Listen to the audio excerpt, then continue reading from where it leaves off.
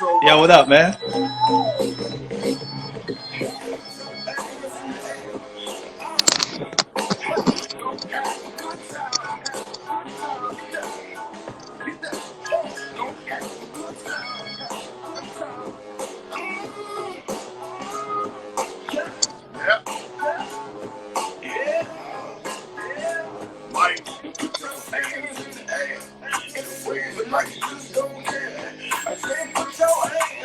What up, man?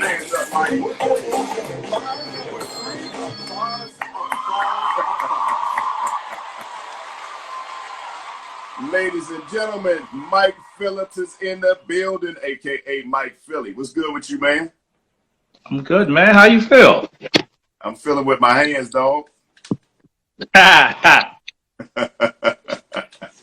I saw you this morning. You was laying down in the bed. Now you wide awake and sitting up looking fresh, Man, huh? You good, man? I was delirious. You talking about, yo, I'm just waking up talking about, yo, get on my live right quick. I'm like, huh? Yeah, shoot, man. You popped in there, so you wasn't asleep. I gotta get this right. Hold on one second, Mike. Because when somebody else comes on, I'm like cut all the way off. So I'm trying to let me see if I gosh, man. Yeah. Oh, I see you. Yeah. I see you. You can see me. I'm trying to fit in the camera because you situated nice, and I was situated at first. Then you pop on, and I'm down here. But what's going on with you, man? Well, man, I'm good. I'm happy. Oh, Tyrell Hendricks, what's up, man? I see people popping in here. Yo, I'm happy to be on. Yo, you are a staple in the community of exposing music. You've looked out for me, played the records. You know, your voice is synonymous to the business, man. So anytime I do an interview with you, I just understand that I'm not going to be the one with the lowest voice. You know, man, I appreciate you joining me too, man. You know, it's all love with me and you, man. We've been friends for a long time, and you know, I appreciate the friendship as well as your artistry. And you know, and I appreciate this platform that we've been working on this IG Live because I was late to the party embracing social media. So this is good, you know, to give the artists another platform to display their art. You know, and it's all love with the people who are viewing with us. You know, it's like a big family affair. And you know, this is cool that we're able to do this and you know, just show love and bring us all together through artistry and Yeah, through conversation. You know. that's love. No doubt. So we got a lot to talk about with you tonight, and I know you're gonna play a little bit. You know, saxophone is like my favorite instrument, bro. You know what's so crazy? It wasn't mine. I wanted to play another instrument, so they gave me the sax, and I was like, "What's this?" And I was like, "That's all we got." And here Really? I am. What you want to play? What was your idea that you wanted to play? It was like the French horn. It was like I don't even know why, man. It was one of those instruments I saw because people were marching in parade and they were up in front of the line. So I wanted to play the instrument that got you to the front. Wow. So it was the French horns, the trombones, all of that. So, you know, I'm from Money Earning, Mount Vernon, and we always used to have a parade on, you know, 4th Avenue. And my whole thing was marching down 4th Avenue, being in the front of the line. So Shout out to Jeff Bradshaw. Jeff Bradshaw and here. What up, Jeff? Yes. What up, fam? Yeah. So look, man, and I gotta tell this story. Like the first time that we met, where were we at? In New Orleans? I think it was New Orleans. Yeah. Yeah, I think we was in New Orleans because Jill was performing and you was blowing the sax. You got down on your knees. You was holding that note. Like that was the most incredible thing I've ever seen, man. And I said, "There's no way in the world this dude is holding this note this long." So Yeah, then when we you was ran up on me. backstage, You ran up on me. You thought it was like, yo, I was like, what you got, like a little air pack behind you? yeah, 'cause I said, man, somebody got to be playing a keyboard or something. I couldn't believe it. So when we was backstage and I saw the saxophone on your back in the little case, I said, "Was you the dude that was blowing the saxophone?" And he was like, "Yeah, I'm Mike Phillips." I said, "You Mike Phillips?" Because I knew the name, but I didn't recognize you by face. And we've been cool ever since, man. And what do you Man, call that technique that you hold that note that long? circular breathing. Man, you a bad boy, man. So hopefully we Well, get thank to see you. some of that tonight. So some of the people that you have performed with, I was telling before you got on that you have performed behind Stevie Wonder, you performed with Prince. What's your best Prince story that you could tell us and share with us? Man, I got like about 10 of them, Well, but give but them up. I We got will. time. Nah, we ain't gonna tell you all 10 of them. But just let me put you just how intense he was. Like we would do shows, and then after the show, every 2 weeks we would have a meeting, and the meeting would we would sit down, and he would go over everything that we missed. And when I say everything, everything. Mike, you should have been in that spotlight so the light could hit you. Sound man, you need to turn up my monitors, and the reverb was upset. Choreography, particular notes on instruments. He was the only person I knew, and it's almost like a spider. You spin the web, and there's so many facets of the web, but Mhm. Prince knew every bit of the web. Wow. That had everything to do with his presentation. So it was choreography, it was lighting, it was colors, it was wardrobe, it was everything. So to be that involved, he was one of the most intentional people I've had the opportunity to work with when it comes to the presentation of his art, which he had 100% control over. Mm-hmm. Yeah, because none of that stuff came out on the internet, man. He really had that stuff on lockdown before he passed. So Yeah. give me a crazy story, because you mentioned this morning when we were talking that you made Prince mad one time. What happened? Oh man, so one day we're at Paisley, and Prince always playing with no pockets. He ain't got no pockets. Like his pants be over sheer. He ain't got no pockets, so he hit a bad note on the guitar, and he took off his ring. He had this big ring, and he had no pockets to put it in, so he gave me the ring. Okay, so we're on the stage 5 o'clock in the morning. I'm not gonna remember about no ring. Oh, Lord. So a couple weeks later, he says, Michael, you remember that ring I gave you? Where is it? And I was like, man, I don't know, man. Now, mind you, this ring was like, it was big and it had a whole bunch of diamonds. But when you're playing in the middle of the night, you know what's up. So I remember doing something with the ring. So I put it on the ledge of where the television was, and we checked out of the hotel. So now Prince is mad. He was like, whoever stole the ring needs to get prosecuted. No, seriously, yo. Needs to get prosecuted to the fullest extent of the law. So I'm like, I'm in trouble now. So it was so bad that he was like, well, you're gonna stay home for a couple weeks, So musicology, when we do the musicology tour, he sent me home. Oh, And wow. I'm like, man, yo, this money good right now, man. So I'm like, yo, like, this is killing me. So I still didn't find the ring, and I bought my own ticket, went to where the hotel was, and Oh, my God. back in the day, Google wasn't popping, so I had Right. to get the yellow pages and look at all the pawn shops. And I rented a car for a day and went to every pawn shop and was like, "Do y'all see this ring? Do y'all see this ring?" No. So a couple weeks later, I get a call. When Prince calls you, somebody else calls you and tells you when to call him. So I get this message, and it's like, Prince wants to speak to you. And I'm like, okay, how do I reach him? It says, call the New Yorker Hotel and ask for Charles Scooney. I'm like, Charles, you can pick some aliases, man. You said Charles Scooney? Charles Scooney. So I call, I says, hello, can I speak to Charles? As soon as I said, he says, this is him.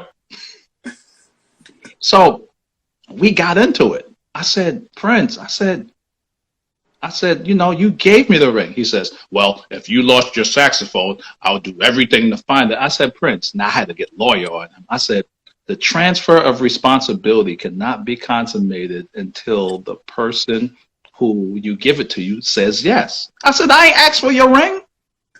Now me and Prince beefing. Like beefing. I said, yo, I didn't ask for your ring, man. I was like, yeah, you so we get into it and he says, wait a minute, Michael. I'm like, what's up, Prince? He says, all I want us to do is be in the garden. I said, Prince, what's the garden? Yo, he says, the garden is the place that we can both coexist without any beef or strife.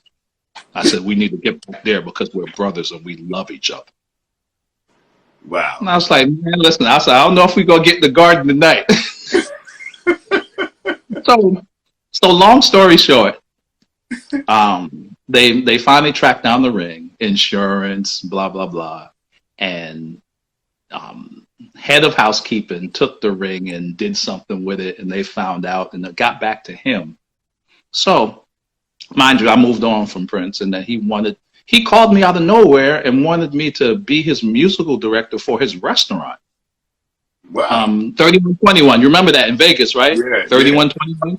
Yeah. So I get this call from somebody else, and I do the alias thing again. And then I told them, I said, wait a minute.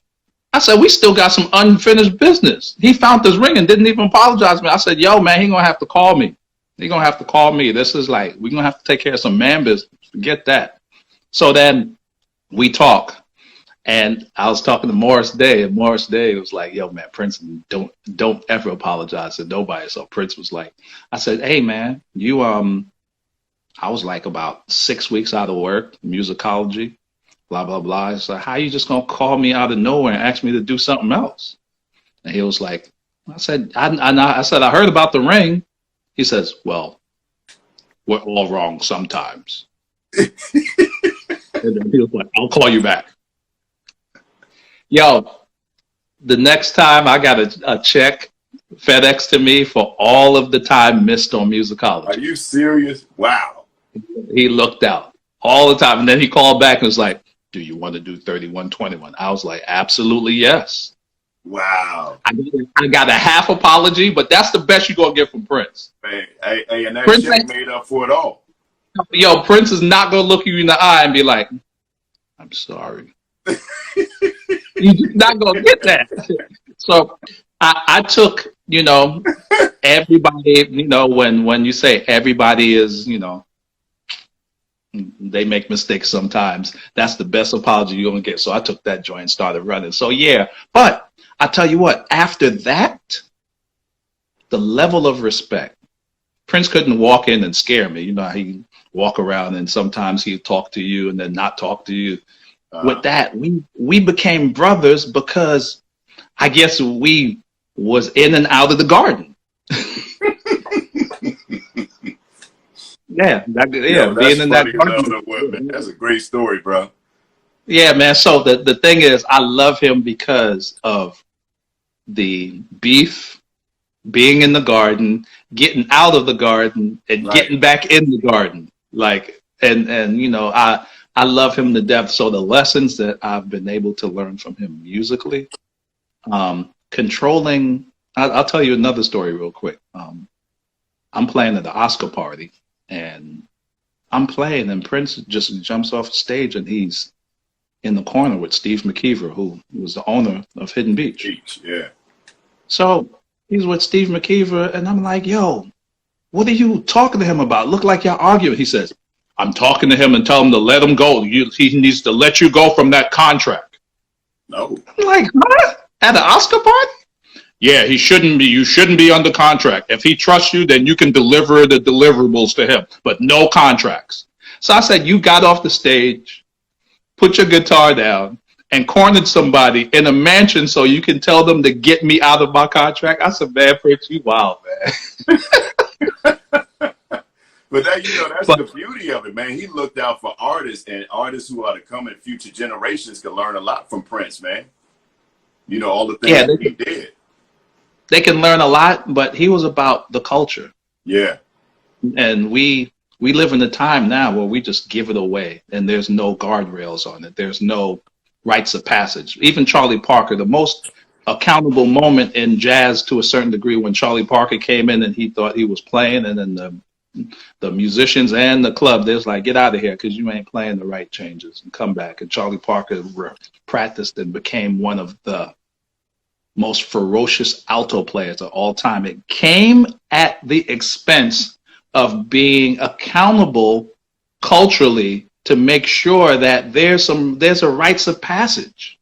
You know, so when we sit up here and we're like, oh my God, I love him, it's so soulful, and then there isn't no guardrails. What happens is that we just start giving it away, and now we look down the road and what Little Richard has been arguing about for years still exists, where you take my soul, you combine it with someone who has the look that America wants, and then all of a sudden, if I'm doing the same thing, oh, can you tone it down a little bit?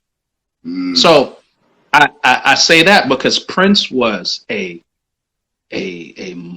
monster in just making sure that not only we kept the culture, we understood it, and we understood the historic value of not giving it away because of the mistakes of Chuck Berry, Little Richard, where they just flipped it on us, and all of a sudden what we created wasn't ours.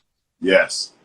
So if anything Prince influenced me with is understanding that the culture shouldn't be just played, it should be understood. And be understood so it can be taught.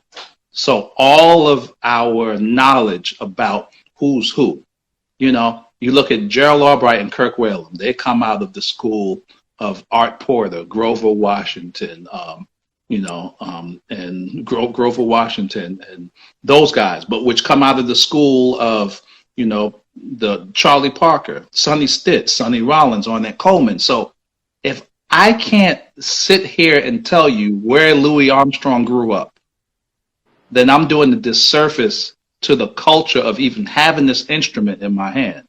Yeah. Yeah. So I see these brothers out here, they be like going, you know, they be got the blonde hair, they be like this, but are they holding the culture down? They love to rock. Yeah, they love to rock with hip hop and got the band behind them full of brothers, but they wouldn't even know when Biggie Small's birthday is, which is today.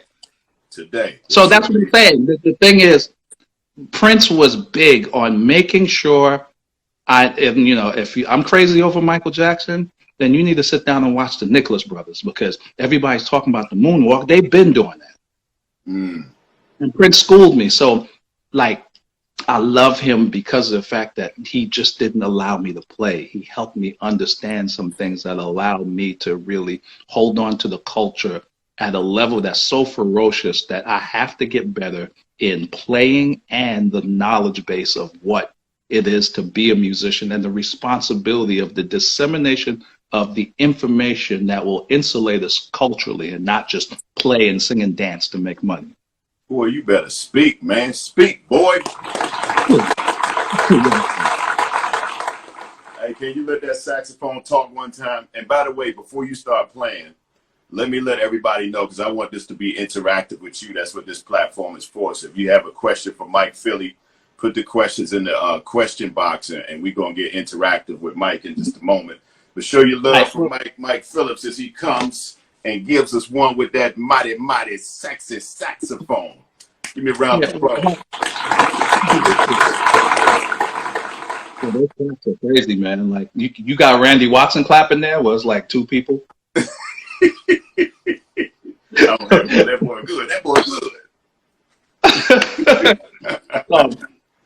So hey, there's Shelby J. What's up, Shelby J? Shelby Day. She got more Prince stories than me. Maybe. Yo, but I want to do something a cappella, no track, no music. It speaks to this time, and it goes back to the culture. Louis Armstrong, um, everything that he went through, which is smiling, singing, entertaining, but going in the back of the bus or the back of the kitchen where the garbage can was, and he had to eat. Mm. And he had to go through. See, because for me, I just walk out, play, sign autographs, get my money, and go home. But we don't realize what Louis Armstrong had to go through, which is being subjected to people that loved his music but didn't like him. Mm. And it must be really interesting to know that people are cheering for you, but they're going to tell you well, we don't got no food for you tonight, but you can eat whatever is left in, of the scraps. But Louis still understood that it was a wonderful world in spite of all of that, because he wasn't just looking at his circumstances, but he was looking at the future. No different from Jackie Robinson. So I want to play a couple verses of this song and just shout out to everybody that lost someone who's going through a lot. We are still living in a wonderful world. We just have to shift the paradigm and make it wonderful again. Amen. That's right. There's a lot going on. So just a couple notes of that. So.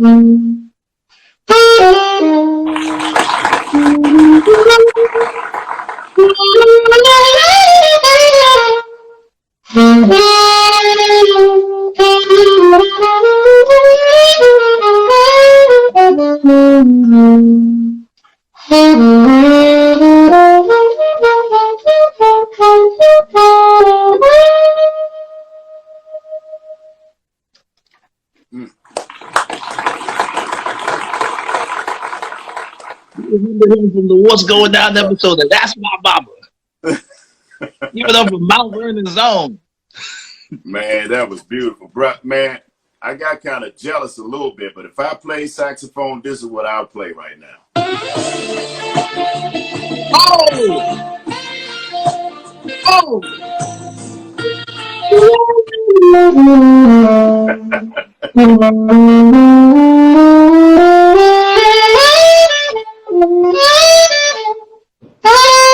Oh man, look! Oh, that's my joint, yo. Real talk. You was considered saxophone trash if you couldn't play that. Man, because that's the first thing somebody will run up on you. Even dogs run up on you, be like, "Hey, yo, man, play that Careless Whisper song." Careless Whisper joint. Run you for your watch, fam. If you can't play Careless Whisper, run you for your watch. Yo, man, I think if I might learn the saxophone while we on quarantine, man, that'd be a good thing to learn. You got a whole lot of noise in that saxophone. You got man. That's not gonna be good. That's not gonna be good for my business, son. Because then what's gonna happen is that you're gonna have that low voice like, "Would you like me to play a song for you?" Nah, man. Nah, just stick to what you're doing, man. You good. You good, fam. Stay and do your little radio stuff. That's when you stop Yo, your little people. Do your little radio thing. You play your little yo, saxophone. real talk. Real talk. When black people say like "lil," Little. it means so much more. Yeah, Like, they yeah, belittling you. yeah, be like, like you spent so long putting this outfit together, and you got the shoes, and then somebody comes, yeah, I saw your little outfit. It's like it is the most subtle way to just kill everything that you Right. worked for. Just shut everything And down. Shout out to I see Wizard you, Jones. I on see TV. Wizard Jones in the room, man. Oh, word? Yeah, Wizard Yeah, in there. oh yeah, where's that's family. That's family. Yeah, I seen you playing on TV with your little saxophone. I'm telling you, man. I saw I hear you. you. You got your little radio show. I get it. Right. Exactly. Hold on, let me see what we got here. Here's one from Cookie. She said, "Which artist influenced you the most other than Prince?" All right, so with Michael, I got a chance to work with. Wow. But between Michael and Stevie, I would have to say Stevie. And I'll tell you why. Stevie was my first gig. Stevie was my first gig, and the real crazy thing about that is that I was in Mount Vernon just chilling, playing at clubs, and all of a sudden I got recruited by him. But the relationship was almost like my mother was like, all right, he can go on the road, but you need to take care of him. He's young. He's supposed to be in college, but I was set to go to school, but Stevie had other plans for me.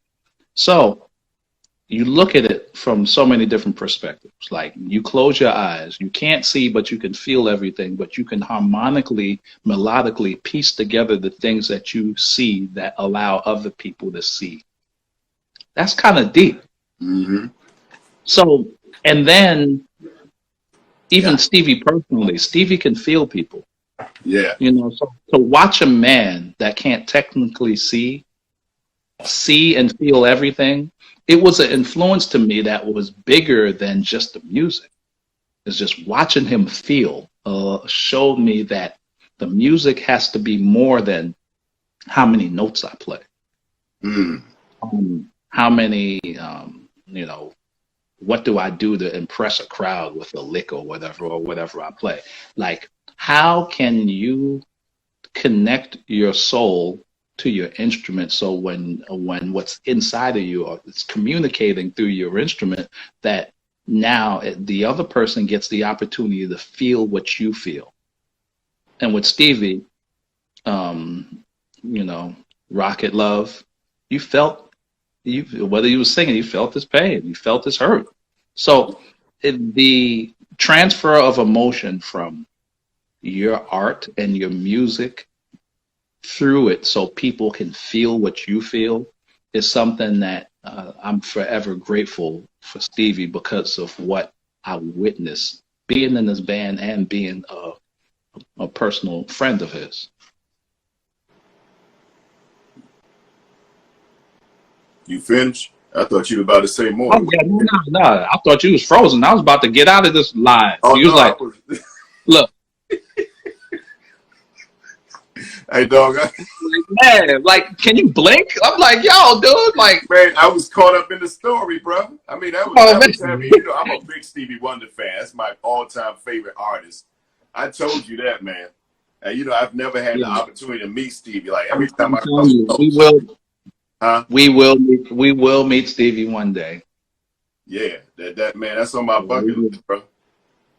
Yeah, I've been rocking with him since the 90s. I have no idea. And the crazy thing is that I was tired. I wasn't going to be in this club. I didn't feel like being there. And then I played there, and Stevie was there. And when I first got a call, I think I got a page, so call this number back. And then I called it back. This is from Stevie Wonder's people. I was like, man, stop. I thought it was a couple of my friends playing a joke on me. I had my SkyTel. Say that. The 911, you remember them SkyTels? Yes, that's what I was about to say. Sky Pager. Yeah, no doubt. That's Yes, he crazy, is the man. nicest man. Huh? Yeah, I'm just like looking at some of the comments. Yeah, he is the nicest man. Miss Baby K, what's up? She said, that's what we feel at your concerts, the connection. Oh, yeah, Mike got a way of putting it down, boy. You mesmerized Jill that night when I saw you playing that saxophone. Man, I got a picture. It looked like she was levitating. Let me see. If anybody else got any questions, please put them in the question box. This is for you. We all in this together. Oh, we got requests in here, Mike. It said, can you play if only for one night?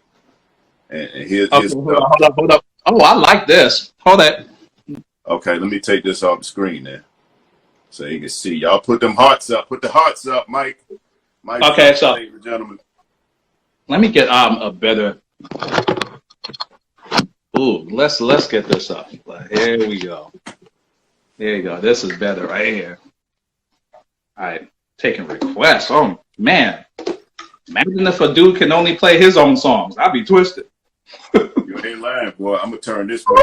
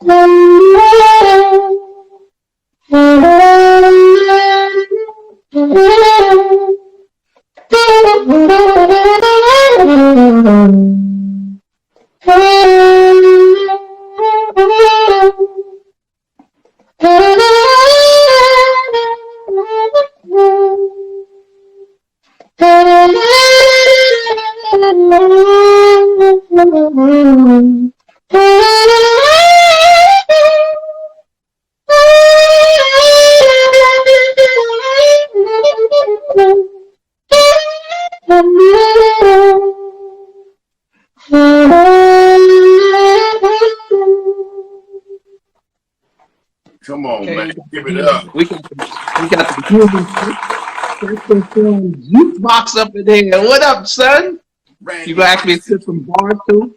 Who you shouting out? Nah. I see everybody in here. Cats is coming in here. What's up, everybody? What is up? Yeah. Those I some saw hearts, man. Big Those some Country said hearts. something about you killed the domino challenge. What's the domino challenge? In Oh, Vegas. yeah. You know what? I've played in some really different. That domino challenge was dope, man. I enjoyed that. Really? What was that? It was in Vegas, so it was a domino tournament with all these comedians that were mic'd. Oh, okay. So they were talking mad crazy. And I did a show like before they started playing dominoes. So all the comedians on the side, man, it was dope. I love putting the music into different fields Yeah. is what was perfect for me. I mean, I remember 2006, I did a marketing deal with BMW, toured the country, promoting their cars, and then did a deal with Jordan, Nikon camera. So the music has the ability to morph into certain situations that can lead to some great marketing opportunities if Yeah. the music that you make has the tentacles to reach the consumer of the of the client. Mm-hmm. You know, so my thing is I always love getting it in and playing, but there's a part of me that is extremely corporate, and the deals and sponsorships and how those things help you work without now being a slave to the promoter, because there's some gigs and some festivals I don't do, and Yeah. it's fine because I've created something for myself through different alliances that now don't allow me to, what Prince says, be the slave or the hamster on the hamster wheel. Yeah. So you get to pick and choose and not let the promoter dictate how much you make, when you play, and when you don't play. Yeah. Yeah. So, you know, what you mentioned in Jordan, man, you know, this is relevant right now. The best sports documentary ever, The Last Dance. So we got to talk about your relationship with Michael Jordan. Yo, stay right there. I just gotta. I'm gonna send you something. I'm gonna get something. Okay. I gotta get something. Hold on.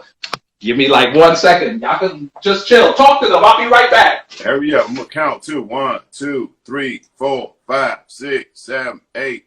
No, but anyway, thank you all for joining tonight until he comes back. My name is Cayman Kelly. If you're just meeting me for the first time, please follow me here on Instagram at Cayman Kelly, because we're doing a lot of this, just to bring us all together and have a great time doing what we do with the artistry, learn some lessons about life. We done had Dr. Ian Smith on, and, just a lot of people coming through. So it's going to be different. We had Michael Collier to do some comedy on Mother's Day. So please make sure you follow me. Shout out to Robo. What's good with you? Are you back? I was selling, boy. I was selling for everybody who's just meeting me for the first time. Okay, so straight out of the J.C. Penney box, $64.99. $64.99. That's when Jordans was Holy Grail. Yeah. The holy grail of whatever sneakerhead you are. Look at that right there. Hey, these son, are these are original ones. I'm trying to make my son look at this. Look at this, man. Mike's signature? Look. Is that Jordan's? That's Jordan's autograph on it.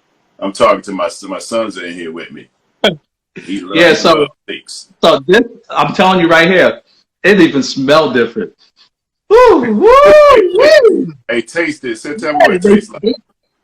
They smell like they smell like so, so I know I'm wild. This ain't no normal saxophone interview.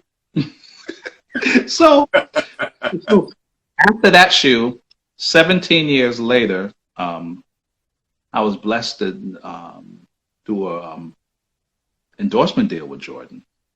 And Jordan picks everybody who's on Team Jordan. So, for me to be a part of that team as the first ever musician, wow. Not only had a chance to be on the team, but I helped design these right here, which is the Air Jordan 17. If you look closely, there are music notes on it. Wow. That's dope. And the music notes is Michael Jordan, the greatest that ever played the game. So it is a melody. These are just not random notes, but it's a melody that I wrote for Michael. So again, my boy Charles Whitfield, Fred Whitfield, H. White, everybody at Nike, they saw something different which allowed me to be in sports marketing. So doing the anthems for every sports, all-star games, NFL, the finals, that's true. You played national anthem at the NBA Finals last year. Yeah. So when Jordan puts the stamp on you, then it just opens up a whole bunch of doors. But it comes at the price of understanding what the MJ mentality is about. So people can play, the sneakers, they cost, this amount of money, that much. You know what? His mentality is priceless. I still keep it to this day. Yo, you want to come after me? I hope you bring some heat. And it's not from a competition standpoint. Boney, Dave Cos, whoever. Like, I don't know. Because when I'm finished with that stage, we're going to put some yellow tape on it. And I hope it work out for you after. You go chalk line it. You go put some chalk lines on man, it. Bodies all over. Hey, and it's not. And people think that it's like this. It's not arrogant. It's just, we can be cool after. I'm going to give you a hug and be like, chop it up with you. But like Russell Westbrook, he said, man, I don't got no friends when I'm on the court. We ain't doing dinner, but after, we good. So that MJ mentality, like, I practice, I go hard. My band knows I go hard. And we rehearse. So I think I'm a product of MJ and Prince. And you know what? MJ and Prince were very similar in their approach of how they wanted to be the best and what they did and the amount of repetition. I remember Prince used to just have rehearsal with bass and drums. It's like, come back in 4 hours. I need to just get these bass and drums straight, because if they don't have the groove straight, then there's nothing that a horn player or a keyboard player can't do. So we used to just watch while he drilled bass and drums alone. Wow. So same thing like Michael Jordan, you know, hitting 1,000 free throws after a game was over. It's, you know, I want these younger people who never understood Michael's drive to understand that you have to be intrigued and fascinated with the process of being great without being great yet. Yeah, yeah. Come on, man. Boy, you preaching, boy. Hey, do me a favor. Do me a favor real quick. Yes, you are, man. There's a lesson to be learned from what you're speaking tonight, man. I ain't never heard you talk this much. Okay. Well, okay. Hey, do me a favor. I want you to do me a favor. Those notes that you put on that shoe, can you play them so we can hear what it sounds like? Okay.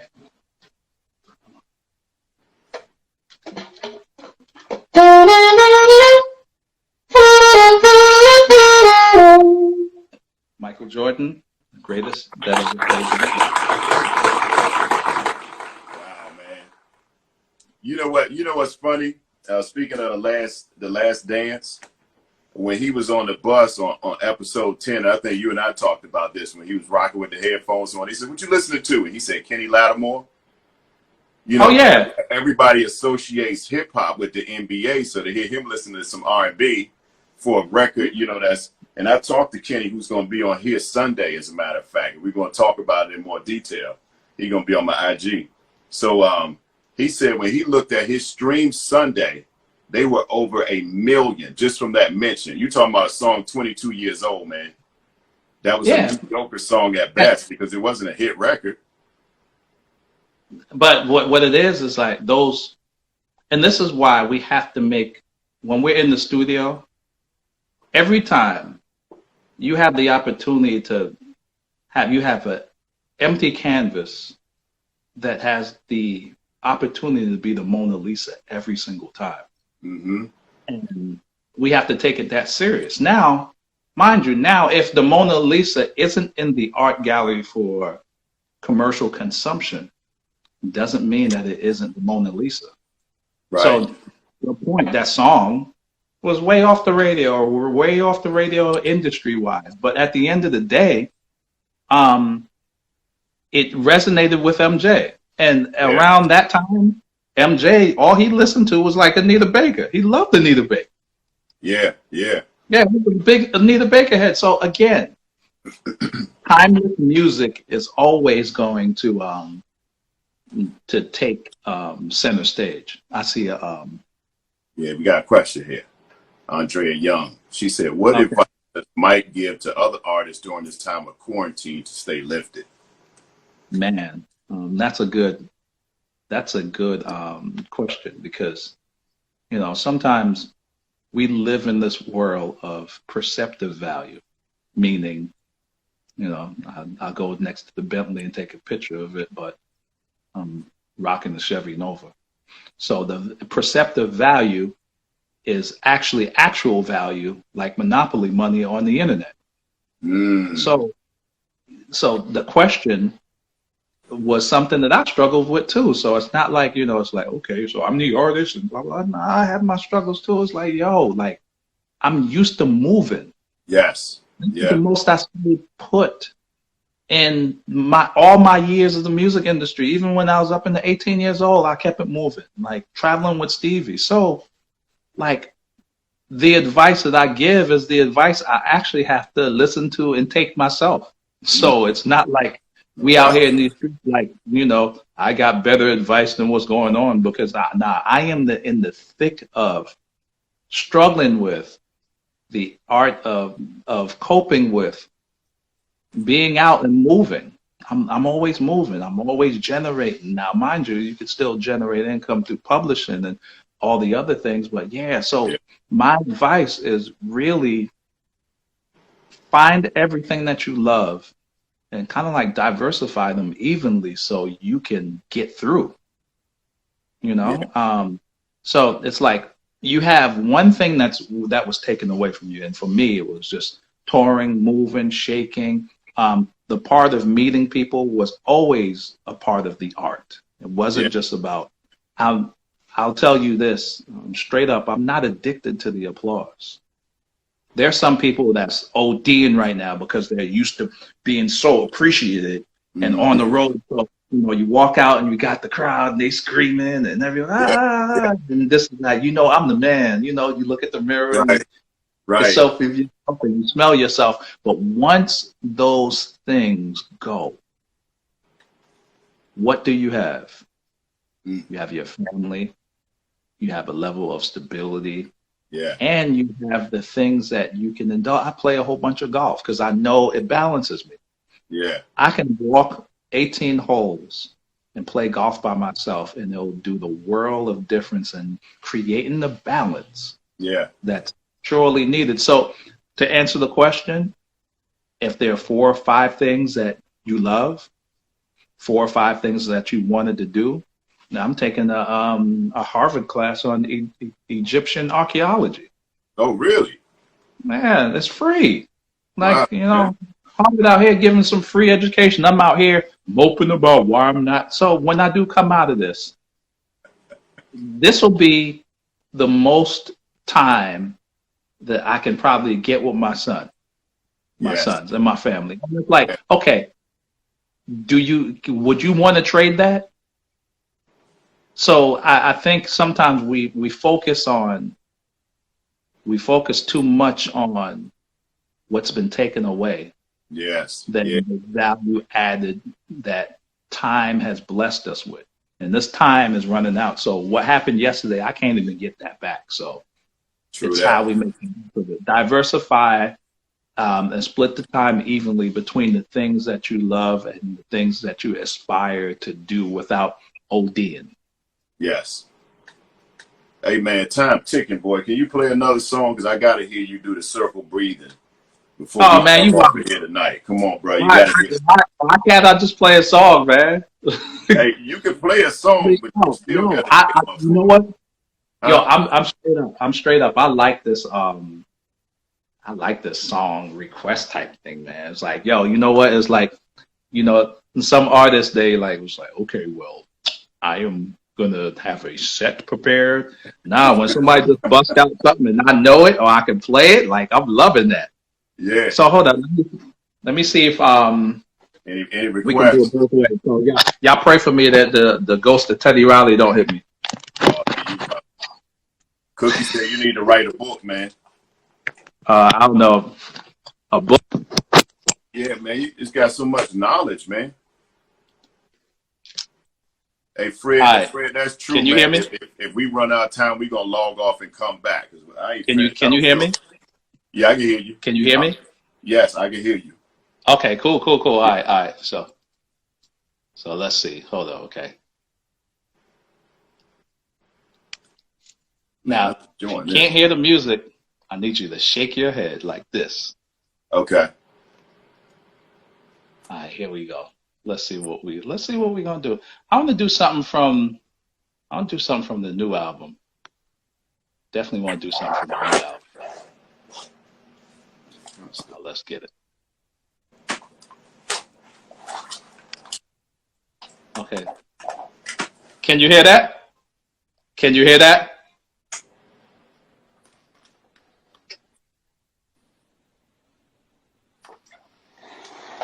Okay, so you didn't hear that.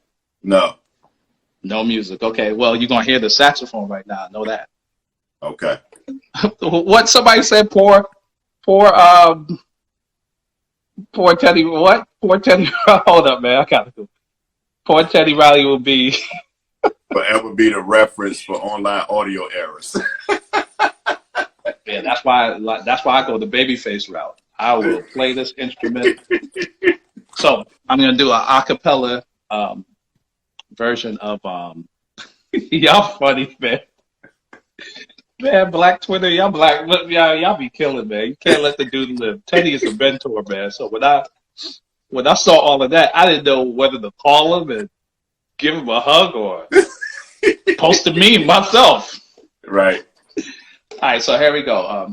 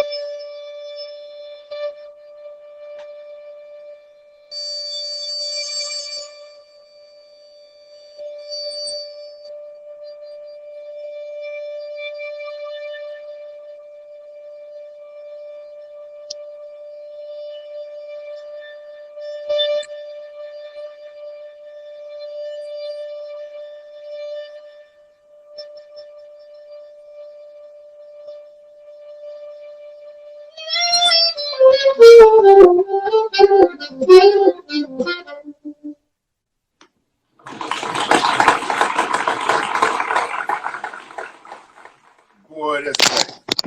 And Mike, can you swim? Yeah, I can swim. Huh? I do all of that.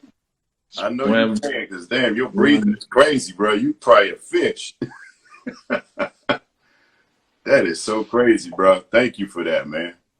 Yo, that's love, man. Thank you for this platform too, because the artists are who they are, but when you ask the right questions, get the different stories, it kind of like helps us to open up and you get a different perspective. I'm sorry, I'm just reading these comments. Cookie said no ventilator for Mike. Whoa, whoa. Robo said Robo said you got 5 lungs, bro. Yeah, I see, man. You see you. Yo, how y'all gonna take the ventilator from your beds, man? Like y'all real. You just talk about how good your breath is. You don't need one. Man. So that Cherry Leo said I was supposed to see you and Raheem on my wedding anniversary on June 20th in North Carolina, dog. oh man, I hate that we canceled that because that was the first time I called Raheem and Eric, and I wanted to put together a group called East Coast Swing. And East Coast Swing, me, Raheem, and Eric just going hard. It's just East Coast brothers. So you got Raheem, Baltimore, me repping New York, Eric, Philly. So we might do go-go for about 45 minutes and just go ham. So we still got a couple more dates coming, but yeah, I'm looking forward to East Coast Swing. That's gonna be crazy. Yeah, boy. So I'm showing up for that, dog. It's time for the shameless plug. Pulling Off the Covers is in stores right now. Yeah. You can stream. Hit my link on the bio. You can get it right now. You don't want Amazon to deliver it, no problem. You can just buy it digitally. You can buy it from the label SRG. Shout out, first of all, seriously, shout out to Raheem Devine. I'm not gonna lie to you, I was like at a point where I ain't want to do no records no more. So I'm in the studio with Raheem, and Raheem comes up. It's like, yo, you a free agent? Like, what you talking about? You a free agent? And I was like, yeah, I ain't got no deal now. So Raheem runs outside and calls Uncle Craig. Uncle Craig calls Claude over at the label. Mm-hmm. And then in like 2 weeks later, I had a deal. So I didn't even, you know what? I was like, this industry is like kind of different, and I'm such a live performer that records won't really affect what I do in the marketplace. It's good to have one, but I wanted something that a label that can understand who I was. I'm not going to be on no smooth jazz label because that's not what I do. Mm. So when I saw this roster of Raheem, Brian Right. McKnight, Right. Vivian Green, Take Six, Yeah. and Claude really believing in my vision, it was something where it got me excited to get back in the game, but on my terms. And the terms kind of was like, I still got all that Prince living in me. So Claude was like, yo, we don't want to own stuff in perpetuity. You do a deal with us and you'll be able to own your masters. That's huge. Yeah, it is. Yeah, it is. So shout Hey, out to look. SRT. They just signed Ralph and Johnny Gill, that new joint that they got out. Yeah, so it is one of the most prolific R&B labels right now that's just full of soul, and I'm happy to be there. So, yo, if y'all can get that record, do your man's a favor, download it right now. Yeah. Hey, man, we ain't finished talking because I wanted to talk about Flavor in Your Ear and how you put that together. Everybody that's on it. You know what, man? Let's go off, have everybody log back on, because I definitely want to talk about how that came to be, because you worked on that for a minute and sent it to me years ago before we start playing it. So let's everybody just log off and log right back on. You down with that, Mike? You cool with that? Yo, I'm with it, man. Yo, y'all don't leave me, man. Y'all stay right here. Right. Log off and log right back on right now. Okay. Here we go. All right. What up? We back. We back in the building. We back. Give it a few seconds as people still coming in the room, Mike. I don't want anybody to miss the story. So the album, Pulling Off the Covers, again, make sure you support Mike Phillips, man. Great project too, by the way, brother. Thank you, sir. Thank you. Thank you for rocking those joints too, man. Thank you. It took 50 years for it to come, but it was worth the wait. Hey, man, I was trying to beat D'Angelo record. Yeah, man, it's crazy, Mike. So many people go away and then they're not accepted when they come back. You know what I mean? It's a crazy dynamic how this music thing works and the consumers when it comes down to consuming music like they do. It's crazy, the dynamics of it all. Yeah, because like everybody is expecting music for now, because then we've created a revolving door. So if it's hot now, then let's get the sound now, and then by the time it's the revolving door done spun 15 times, like if the artist is a slave to the sound that's out, then they don't know what they want to do. Right. That's why Pulling Off the Covers was recorded actually 4 years ago. So for it to be accepted now, it totally means that I invested the time into doing something that would be more timeless than trendy. Because 4 years, that revolving door can spin and sound new sounds and different types of music. It's crazy how things change so quick. But I wanted to do it right and take my time, and not only do it right, but hook up with a label that can understand the vision of what I wanted to do. So okay, so let's talk about Flavor in Your Ear and how that came to be. Like, where did the idea come from with that? Well, okay. So I was watching the episode of Boondocks, and Mr. Dubois, whatever his name is, like the lawyer, who's like, he was at the piano performing, and he says he was singing rap, but it was like in classical. And then he called himself like a hip hop lounge singer. But he was like playing the piano but singing Snoop. And I was like, man, that's pretty interesting. So it was like just a joke. Here comes the brand new flavor in your ear. Yeah.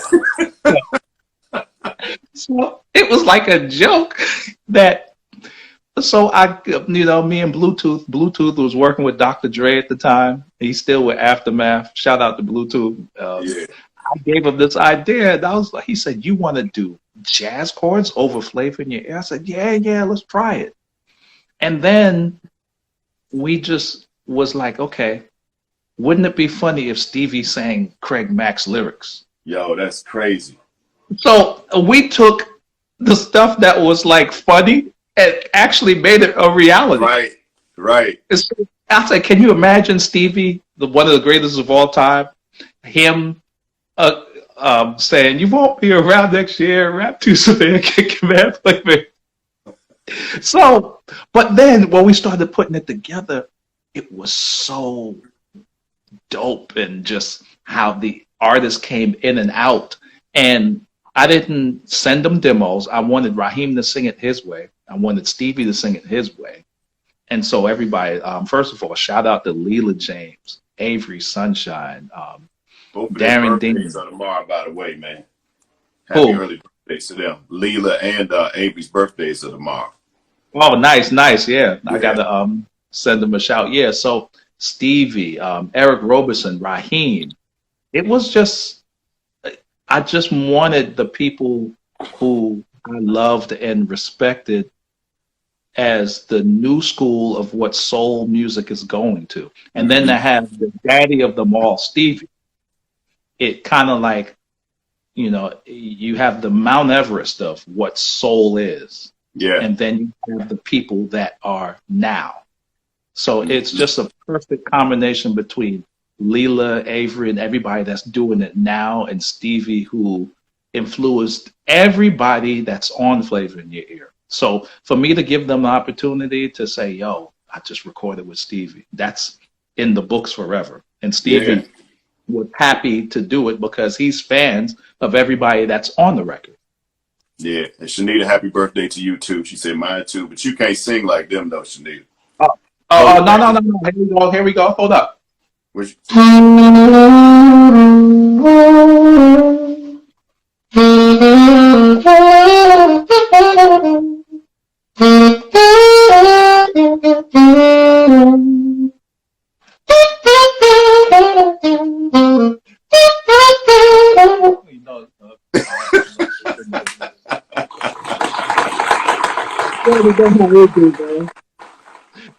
People be in the restaurant. We do it all the time. So it's like, happy birthday to you. And then all of a sudden, Tom and them be like, yeah, I recognized happy birthday, but that second song, it was just really strange. Ain't that funny how all the black people took Martin Luther King's song and made it their own, didn't they? Oh, my goodness. Give me that version. Hold on, man. I got to play some of this flavor in your ear. Hold on. Because them vocals, the way this thing came out is insane, bro. Thank you so much, my brother. Let me pull it up right here. It's your mouth.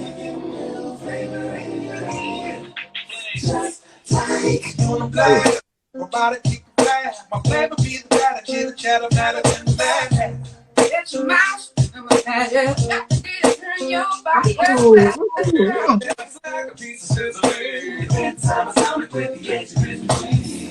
The king is what I mean.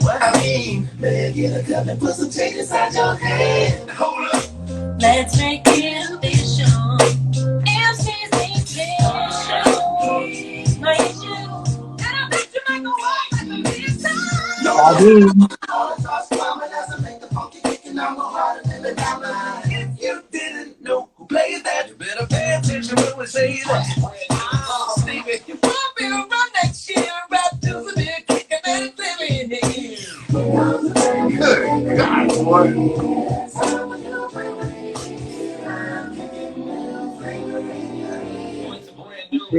Get it, TJ. Forget the fair ones, I get mine the best way. Don't say big. Even Resolute, far from handsome, but you know I'm brother so good. More guns and roses, roses shaking in the boots, invisible black. Moose disappear, that moose after me. Take the saxophone like cool. I see. Gimmicks, the whack lyrics, it's the press sympathetic. Be forgetting. You're mad at myself, don't be mad. Don't be mad, UPS is hot. You know you should have been a cop, beat him up, but that's playing. You gotta get shot. Not from Houston, but I rap a lot. Act a sax a lot. My chili's about to drop. Come on, Mike. Hey, man.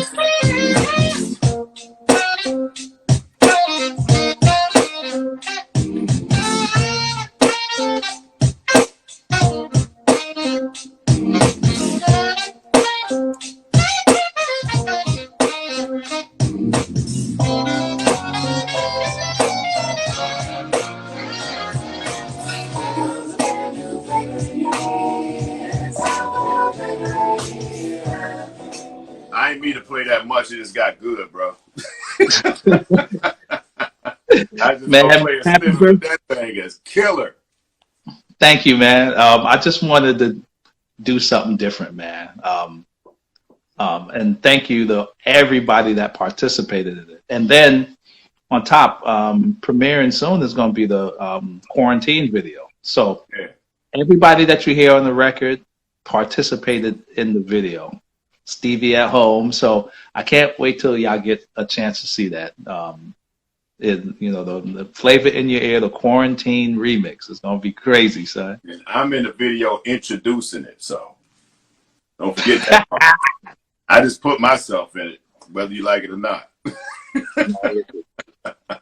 It's all love, y'all. It's all love. Hey man, play one more thing before we get out of here. Let me see if anybody got any requests. Let's see if we get some requests up. And we're gonna pick the best one. Yeah, come on, man. Give me a request. DJ Malski, what's up? Malski was in the video. What's up? You want to be in the video? Sunshine, It's want to be in done. the video. It's done.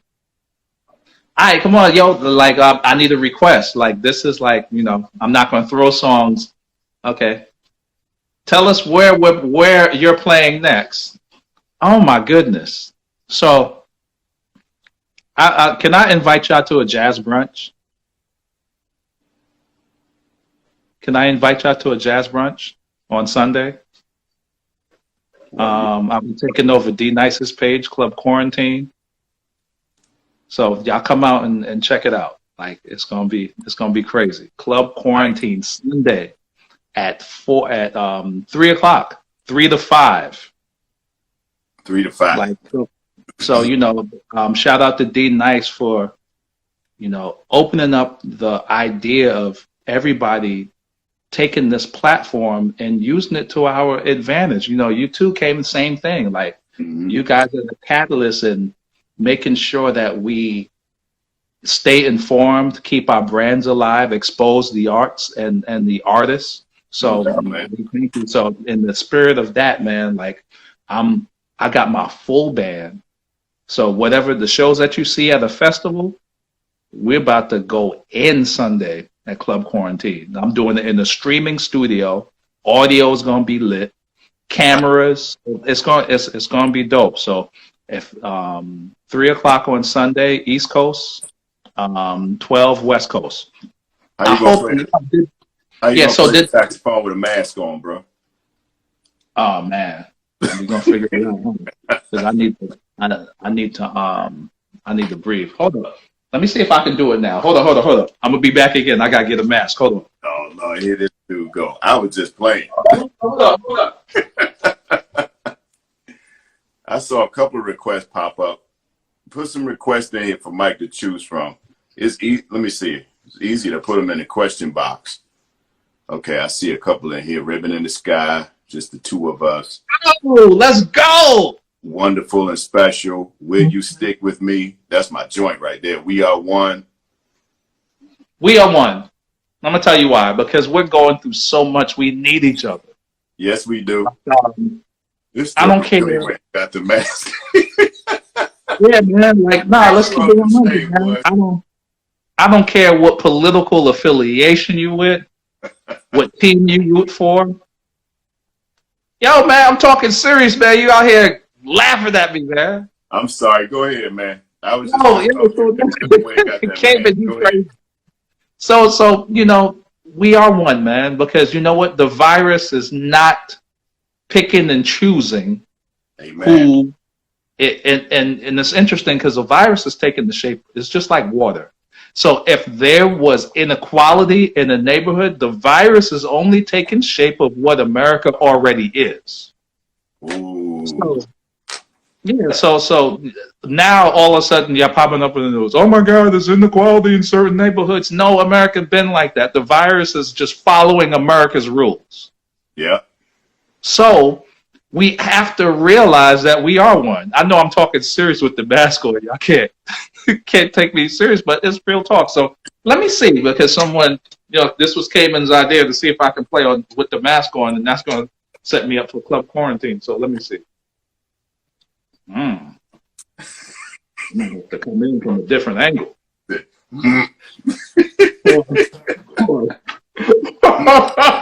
Hold up. Let's make this a fit. Okay, so we are one.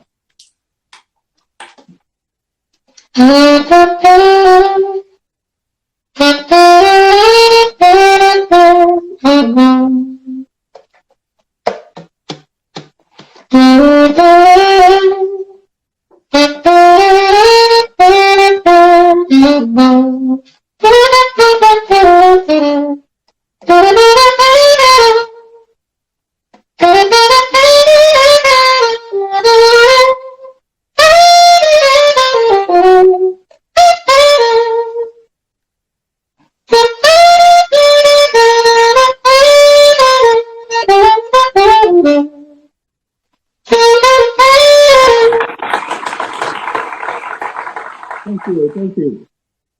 So yeah, we are one, man. So I just tell everybody, let's get through it. Understand that after all of the, the differences in money, political affiliations, socioeconomic background, that virus doesn't fill out an application and picks and choose where it's going to go based on the information that it hits everybody. So if now is the time more than ever to understand that we have to rally around each other, man. So music, the power of playing music and doing what you do, the power of what we do, D-Nice, we all have to get together, the artistic community, and make sure that we project the positive things that our gifts can do, and people just galvanize together so we can get through this, man. Real talk.